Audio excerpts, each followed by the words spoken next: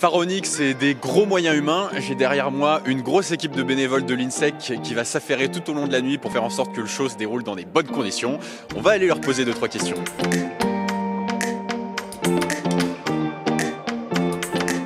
Nous sommes avec Luc, le responsable des bracelets à l'entrée, c'est ça? C'est ça. Alors c'est quoi ton rôle ce soir? Du coup, on va contrôler l'identité pour savoir s'ils sont majeurs ou mineurs. Et en fonction de ça, on va leur mettre les bracelets d'une couleur différente pour pas qu'il y ait de consommation d'alcool chez les mineurs. Donc c'est toi le vigile en fait? C'est ça, on est un peu les vigiles de l'événement. Alors nous ce soir pour l'instant ça va être détecter tous les cintres pour pouvoir faire en sorte que quand les gens vont venir, on va pouvoir mettre leur manteau sur les cintres très rapidement de manière la plus effective possible et la plus rapide pour qu'ils aient pas de temps d'attente et qu'ils puissent directement aller à l'événement juste après. Nous du coup on est à l'école à l'INSEC et on a été appelé pour être bénévole du coup sur l'événement au phare. Et du coup nous on s'occupe aujourd'hui, on est responsable de la voiture électrique qui va nous servir à faire des pop-corn. Et après on va devoir ambiancer la foule pour pas qu'elle s'ennuie pour l'attente. Alors ton rôle ce soir c'est... Tu t'occupes des bénévoles toi? Ouais, alors moi je suis plutôt référente tout ce qui est animation extérieure, parking, les pop-corn gratos, les bracelets. Les pop-corn gratos, t'as dit? Eh ben oui, il y a des pop-corn gratos. Tu nous diras où c'est hein? Mais bien sûr, je te montrerai. Et le but, voilà, mon but à moi c'est de les accompagner au mieux, de les remercier d'être là parce que sans bénévoles on n'est rien du tout. C'est eux qui font fonctionner le festival, donc merci à eux et c'est de voir que tout se passe bien, que tout le monde est à son poste. Et il y en a 84, donc voilà. Tu manages une équipe de 84 personnes. Mais je ne suis pas toute seule, on est une petite équipe de 5-6 à manager tous ces gens-là. Bon alors David, ce soir on a plein d'étudiants de l'INSEC qui sont intégrés dans l'organisation du festival. C'est quoi le lien entre leur participation ce soir et le projet INSEC? Donc le projet, nous en fait, on veut toujours que nos étudiants soient au cœur de tous les événements. On est hyper actifs et on veut s'impliquer dans la vie locale.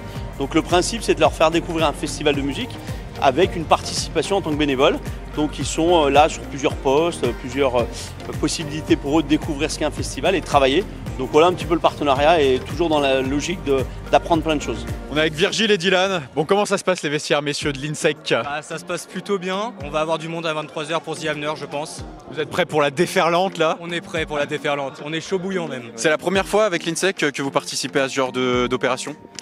D'événements, oui, c'est la première fois sur un festival et la première fois aussi au vestiaire, donc on a hâte. Qu'est-ce que ça t'apporte d'être bénévole sur un événement comme celui-ci? Ça nous apporte parfois des relations, du réseau. Par exemple, là, on va peut-être rencontrer, une personne qui gère l'événement, avec qui on pourra trouver un stage plus tard, ou par exemple trouver un job. Et après, on découvre aussi des locaux. Par exemple, là, le phare, on peut trouver l'organisation, on apprend des nouvelles missions. En fonction des bénévolats, ça nous apprend aussi à travailler en entreprise ou à travailler en équipe.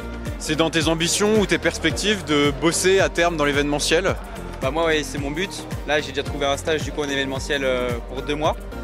Et le but, c'est à la fin de mes études de travailler dans une boîte d'événementiel, surtout dans le sport. Il y en a pour qui c'est l'objectif à terme d'organiser des festoches comme celui-ci?